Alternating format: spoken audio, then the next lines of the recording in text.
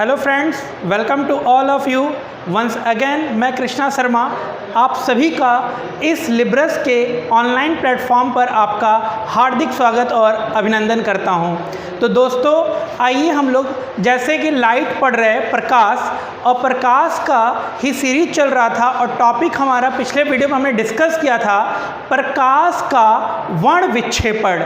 देखिए दोस्तों, प्रकाश का वर्ण विक्षेपण और इसकी घटना को हमने पिछले वीडियो में आपको सामने डिस्कस किया था।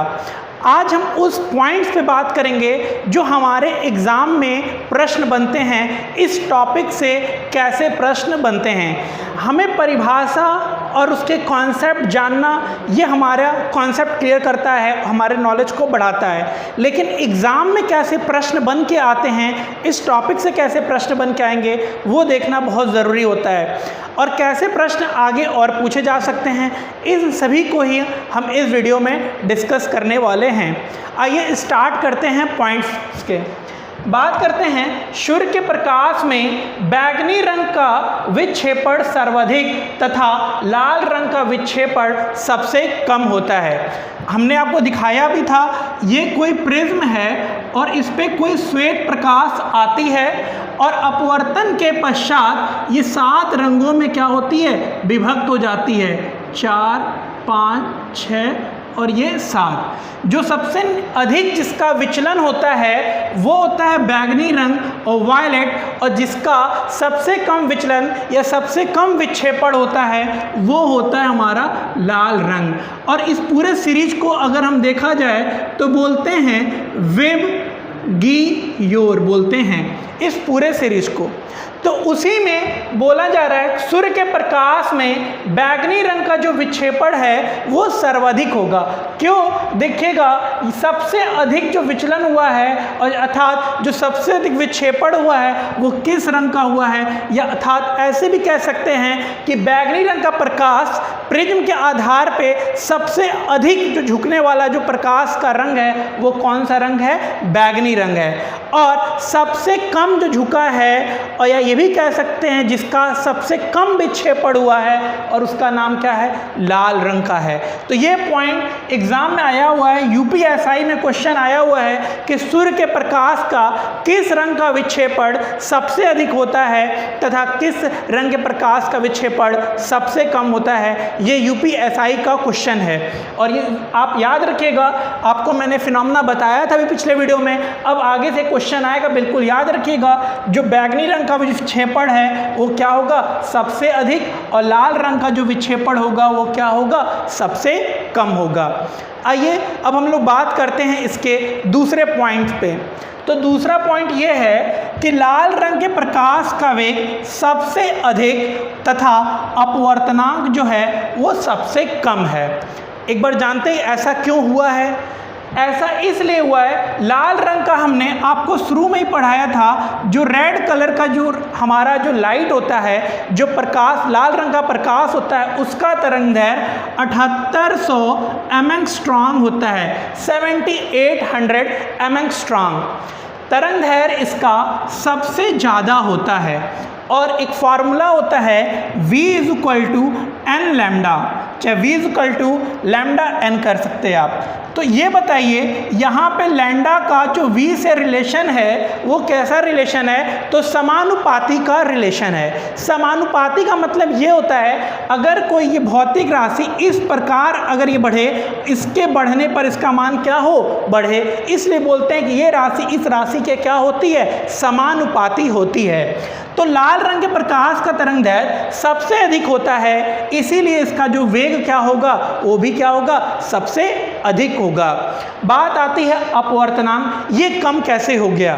तो आपको हमने पढ़ाया था, रेफ्रैक्टिव इंडेक्स के लेक्चर में पढ़ाया था कि किसी माध्यम में यदि प्रकाश का वेग उसके अपवर्तनांक के क्या होता है, व्युत्क्रमानुपाती होता है। अगर माध्यम में प्रकाश का वेग कम होगा तो अपवर्तनांक क्या होगा, ज़्यादा होगा। उसी प्रकार अगर माध्यम में प्रकाश का वेग क्या अधिक होगा तो अपवर्तनांक क्या होगा, कम होगा, और वेग कम होगा तो अपवर्तनांक क्या होगा, अधिक होगा। तो यहाँ पे बात किया गया है किस रंग का, तो लाल रंग का। तो लाल रंग का प्रकाश का वेग सबसे अधिक होता है, इस फॉर्मूले से भी हमने आपको बताया, और अधिक होता है, इसीलिए इसका अपवर्तनांक की बात जब करेंगे, रेफ्रैक्टिव इंडेक्स की बात करेंगे, रेफ्रैक्टिव इंडेक्स की बात करेंगे, तो ये सबसे कम होता है। रीजन क्या है कि लाल रंग के प्रकाश का वेग क्या होता है, सबसे अधिक होता है। वेग क्यों अधिक होता है, क्योंकि उसका तरंग दैर्घ्य अधिक होता है। तो ये रीजन से आप इस कॉन्सेप्ट को समझ सकते हैं। और ये देखिएगा, ये एसएससी सीजीएल टीयर 1 में ये क्वेश्चन आया हुआ है। ये क्वेश्चन एसएससी सीजीएल सीबीटी 1 के एग्जाम में ये आया हुआ प्रश्न है, इसलिए ये हमारे लिए कॉन्सेप्ट और इम्पॉर्टेंट बन जाता है कि कोई भी अगर एग्जाम आए और हम इसके क्वेश्चंस को आसानी से सॉल्व कर सकते हैं। अब आते हैं हम लोग तीसरे पॉइंट पे। लिखा हुआ है बैंगनी रंग के प्रकाश का वेग सबसे कम। तो बैंगनी रंग के प्रकाश का वेग सबसे कम क्यों होता है, क्योंकि जो वायलेट कलर की बात किया जाता है, वायलेट, तो इसका जो तरंग दैर्घ्य होता है, बैंगनी रंग का जो हमारा तरंग दैर्घ्य होता है वो होता है 3900 एंगस्ट्रॉम, जो कि विब जियोर के श्रेणी में अगर देखा जाए तो सबसे कम तरंग दैर्घ्य किसका होता है, बैंगनी रंग का ही होता है, और सबसे अधिक किसका होता है, लाल रंग का होता है। तो यहाँ पे जब बैंगनी रंग के प्रकाश का तरंग दैर्घ्य 3900 एंगस्ट्रॉम है, अर्थात सबसे कम है, तो यहाँ पे इसका जो वेग होगा v = m लैम्डा। इस फॉर्मूले से जब तरंग दैर्घ्य का मान कम है तो आप कह सकते हैं कि वेग का भी मान, इसका वेग भी क्या होगा, कम होगा। और आपको ये भी बताया हमने कि जो माध्यम में प्रकाश का वेग, उसके रेफ्रैक्टिव इंडेक्स के क्या होता है, व्युत्क्रमानुपाती होता है। मतलब जो वेग होगा वो क्या होगा, रेफ्रैक्टिव इंडेक्स के क्या होगा, व्युत्क्रमानुपाती होता है। तो देखिएगा, जब बैंगनी रंग के प्रकाश का वेग सबसे कम है तो व्युत्क्रमानुपाती रिलेशन से हम कह सकते हैं इसका अपवर्तनांक क्या होगा, सबसे अधिक होगा। तो ये पॉइंट भी आपको याद रखना है। ये पॉइंट कब पूछा गया है, ये ALP 2018 रेलवे के एग्जाम में और NTPC रेलवे 2016, ये दोनों बार इस एग्जाम में ये प्रश्न आया हुआ है। हम बात करते हैं वर्ण विक्षेपण। तो वर्ण विक्षेपण से ये क्वेश्चंस और ये कॉन्सेप्ट जो मैंने पिछले वीडियो में दिया था, ये आपको अपने माइंड में रखना है, और इसको आप चाहते हैं नोट करना तो इसे नोट भी कर सकते हैं। बात करते हैं हम लोग, अब आता हमारी बात कि प्राथमिक रंग अर्थात प्राइमरी कलर क्या होता है, द्वितीयक रंग क्या होता है, और पूरक रंग क्या होता है। तो हमारा रंगों के हिसाब से ये हम उस जो कला करते हैं उस रंग की बात नहीं करते हैं, हम ये प्रकाश के रंग की बात कर रहे हैं। तो प्रकाश के रंग की अगर बात करते हैं तो उसमें एक होता है हमारा प्राथमिक रंग, एक होता है द्वितीयक रंग, और एक होता है पूरक रंग, अर्थात प्राइमरी कलर, सेकेंडरी कलर और कॉम्प्लीमेंट्री कलर। अब बात करते हैं कि हम प्राथमिक रंग किसे कहेंगे। तो आपने देखा जब हमारा जो प्रकाश की किरण आया था वो 7 रंगों में विभक्त हो गया था। तो प्रकाश के जो 7 रंग हैं वो कौन कौन से हैं, तो जो प्रकाश के 7 रंग हैं वो हैं वेब, गी, योर। यही प्रकाश के हमारे कौन कौन से कलर हैं, 7 रंग हैं। इन्हीं 7 रंगों में से R, G और B, RGB मतलब रेड, ग्रीन और ब्लू, मतलब हम कह सकते हैं लाल, और इसको कह सकते हैं हरा, और इसे कहते हैं हम लोग नीला। मतलब प्रकाश के 7 रंगों में से लाल, हरा और नीला, इन्हीं रंगों को हम क्या कहते हैं, प्राथमिक रंग कहते हैं। क्या कहते हैं, प्राथमिक रंग कहते हैं। प्राथमिक रंग से ही हमारे जो संसार के जो सभी रंग बने हुए हैं वो किससे बने हुए हैं, प्राथमिक रंगों से ही बने हुए हैं। तो आपसे अगर डेफिनेशन अगर पूछा जाए प्राथमिक रंग की परिभाषा क्या होगी, तो आप सिंपल सी बात कह सकते हैं कि जो प्रकाश के 7 रंग होते हैं वेब, गी, योर, उसमें से RGB मतलब रेड, ग्रीन, ब्लू, लाल, हरा, नीला, इन्हीं रंगों को ही हम क्या कहते हैं, प्राथमिक रंग कहते हैं। इन्हीं रंगों को हम क्या कहते हैं, प्राथमिक रंग कहते हैं। आपसे प्रश्न आएगा इस तरह से, आपके में 4 ऑप्शंस दिया रहेगा। अब बताइए, कहेगा कि इनमें से प्राथमिक रंग को छांटिए, या वो हो सकता है तीनों का पेयर बना के दे दें, हो सकता है ऐसे क्वेश्चंस दे दें कि RGB और RVB कर दें, और RB और एक रंग और ले लिया हमने I, और एक नन ऑफ दीज। तो ये 4 ऑप्शंस बन गए। तो कहेगा प्रश्न ऐसे बन के आएगा कि इनमें से प्राथमिक रंगों को छांटिए, अर्थात प्राथमिक रंगों के ग्रुप को छांटिए। तो RGB ही हमारा क्या होगा, प्राथमिक रंग की श्रेणी में आएगा। ये तो मैंने पूरा इकट्ठा उसका ग्रुप ले लिया। कभी कभी वो सिंगल दे देंगे कि हम मेरे क्वेश्चंस में इन 3 में से एक रंग दे दिया, क्या, रेड, और ऐसे देगा VI इंडिको और Y और O। तो बोलेंगे कि इनमें से प्राथमिक रंग को छांटिए। तो हमको तो याद है प्राथमिक रंग हमारे 3 होते हैं, और वो कौन कौन से होते हैं, RGB। तो RGB इसमें से छांटिए, तो R ही केवल मिल रहा है, तो यही हमारा क्या होगा, प्राथमिक रंग होगा। ये मेरा बताने का सेंस आपको इसलिए मैं दे रहा हूँ कि प्रश्न कैसे बन सकते हैं। अगर हमारा कॉन्सेप्ट क्लियर है, हमारे डेफिनेशंस क्लियर हैं, तो एग्जाम के कोई भी प्रश्न होंगे, जरूरी नहीं कि अगर ये प्रश्न ऐसे पूछा गया है आगे भी सेम ऐसे ही छपा रहे, हो सकता है थोड़ा इसमें चेंजेस लाए, लेकिन अगर हमारा कॉन्सेप्ट क्लियर होगा, हमारे डेफिनेशंस क्लियर होंगे, तो हमारे सारे जो कॉन्सेप्ट एक सीरीज में क्लियर होंगे, तो हमारे कोई क्वेश्चंस गलत नहीं होंगे। इसका मैं पूरा आपको विश्वास देता हूँ। तो इसी तरह प्राथमिक रंगों को पहचानने का तरीका आपको बता दिया। अब बात आती है द्वितीयक रंग किसे कहते हैं। तो द्वितीयक रंग अर्थात सेकेंडरी कलर किसे कहते हैं। तो इसकी जो परिभाषा निकल के आती है कि जब 2 प्राथमिक रंगों को आपस में मिलाने में जो रंग बनता है, उसी को हम क्या कहते हैं, द्वितीयक रंग कहते हैं। ये मैं ड्राइंग वाले कलर की बात नहीं कर रहा हूँ, ये प्रकाश के रंग की बात कर रहे हैं। तो इसकी परिभाषा ये निकल के आती है, जब 2 प्राथमिक रंगों को आपस में मिलाते हैं और जो रंग प्राप्त होता है, उसी को हम क्या कहते हैं, द्वितीयक रंग कहते हैं। तो प्राथमिक रंग हमारे पास RGB था। तो इसको आपस में 2-2 का पेयर बनाने का कितने तरीके हो सकते हैं। एक हम पेयर बना सकते हैं R+G का, और एक बना सकते हैं R+B का, और एक बना सकते हैं हम G+B का। क्या इसके अलावा कोई और पेयर है जो बन सकता है। मतलब 2 प्राथमिक रंग हमको लेना है इन्हीं तीनों में से, तो इनके तीन यहाँ पे, इन 3 के अलावा और कोई पेयर बन रहा है, तो 3 इससे अलावा और कोई पेयर नहीं बनेगा, इन्हीं में से क्या हमारा बनेगा। अब आता है कि R और G को, मतलब लाल और हरा को मिलाने पे कौन सा रंग हमको प्राप्त होता है। तो उसका नाम होता है येलो कलर। येलो का ही मतलब क्या होता है, ये पीला रंग। पीला रंग प्राप्त होता है कब, जब हम R और G को मिलाते हैं तो हमें कौन सा रंग मिलता है, पीला रंग मिलता है। और पीला रंग ही किस में आता है, द्वितीयक रंग में आता है। अब बात करते हैं R+B, मतलब लाल रंग और नीला रंग। जब लाल और नीला को अगर हम आपस में मिलाते हैं तो कौन सा कलर बनता है, तो उसका नाम आता है मैजेंटा।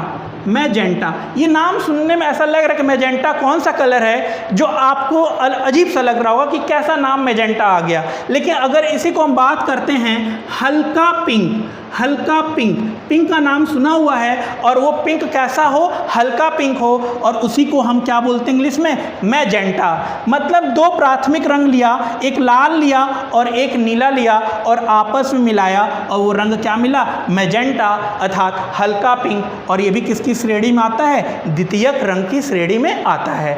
तो क्वेश्चन आपके सामने ये बिल्कुल आएगा कि R और G को मिलाने पे कौन सा रंग बनता है, तो येलो, और R और B को मिलाने पे कौन सा रंग बनता है, तो मैजेंटा। उसी प्रकार अब G और B को आपस में मिलाते हैं तो कौन सा रंग बनता है, तो उसका नाम होता है श्यान। अब श्यान भी सुनने में लग रहा है कि कैसा रंग है, तो ये भी हल्का नीला रंग का होता है। हल्का नीला मतलब हल्का ब्लू कह सकते हैं, हल्का नीला, ये क्या होता है, हमारा श्यान होता है। कब होता है, जब G और B को मिलाते हैं। तो प्रश्न कैसे बनेगा ये देखिएगा। हमें ये कॉन्सेप्ट सीख लिया, लेकिन क्वेश्चंस कैसे बनेंगे उसको ज़रा डिस्कस करते हैं। यहाँ पे जैसे 4 ऑप्शन आया था कि इनमें से प्राथमिक रंग को छाटिए, तो आपने बता दिया था यहाँ पे आएगा येलो और मैजेंटा और शान, ये हमारे क्या होंगे, द्वितीयक रंग होंगे।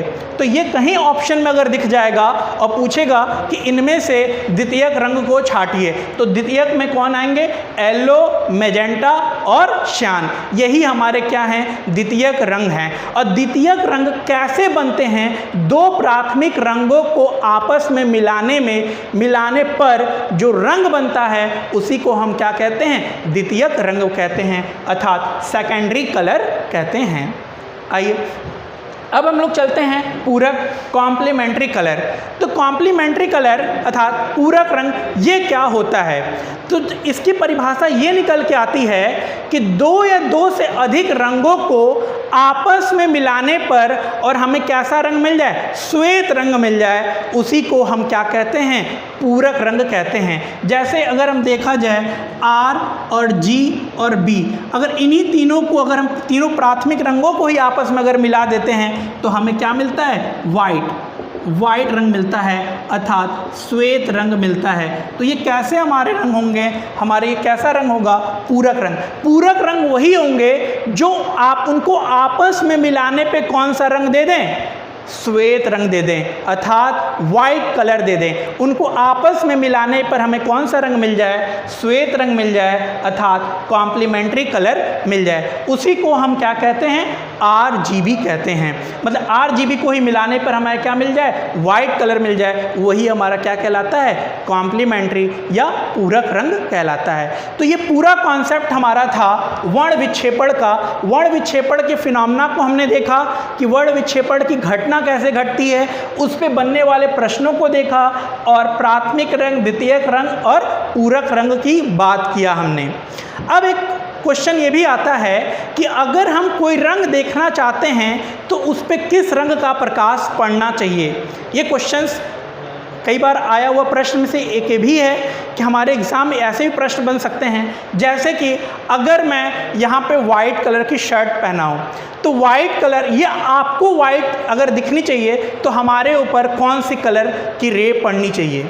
तो वाइट है तो वाइट पड़ेगी तो आपको क्या दिखेगी, वो वाइट दिखेगी। अगर मैं यहाँ पे अगर कोई रंगीन शर्ट पहनता, अगर मान लीजिए आप, मैं यहाँ पे कौन सा रेड शर्ट पहना होता, अगर मैं बात करूँ यहाँ पे मैं अगर रेड शर्ट को मैंने यहाँ पे पहन रखा है और मेरे ऊपर एक लाइट आ रही है, एक वाइट लाइट आ रही है, एक लाइट आ रही है, उसका नाम क्या है, वाइट लाइट।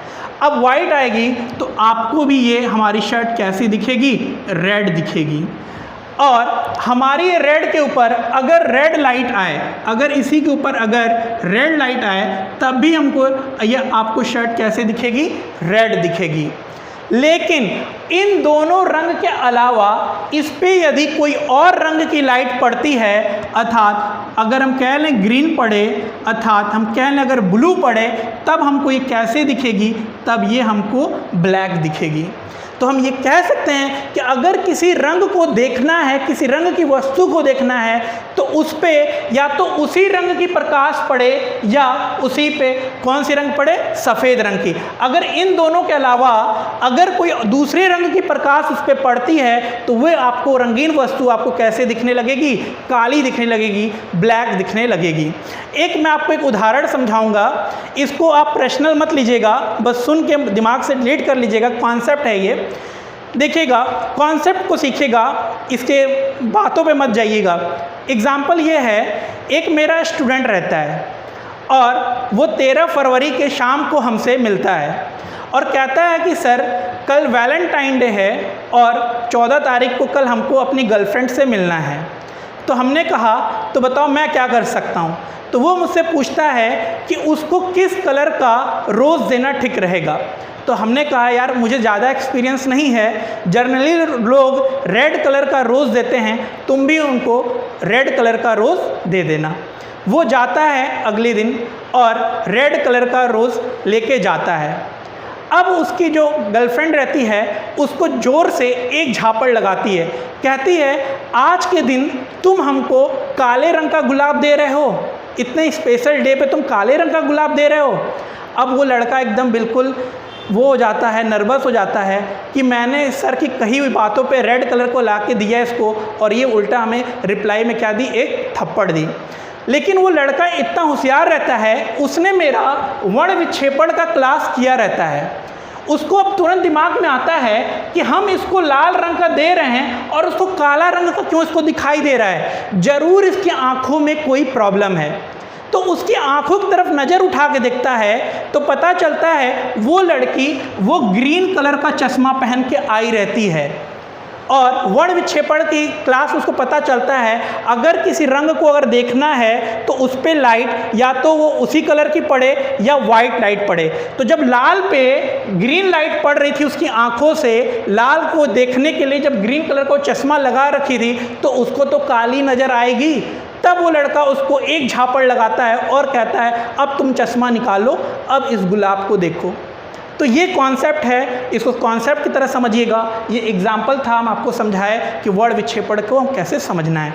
अब हमारा जो अगला टॉपिक होगा बहुत ही महत्वपूर्ण टॉपिक होगा, TIR। कैसे TIR की घटना होगी, उसकी क्या क्या कंडीशंस होंगे और उस पर क्या क्या उसके उदाहरण होंगे, वो मैं लेके अब आऊँगा आपके अगले वीडियो में TIR की कॉन्सेप्ट को लेके। धन्यवाद।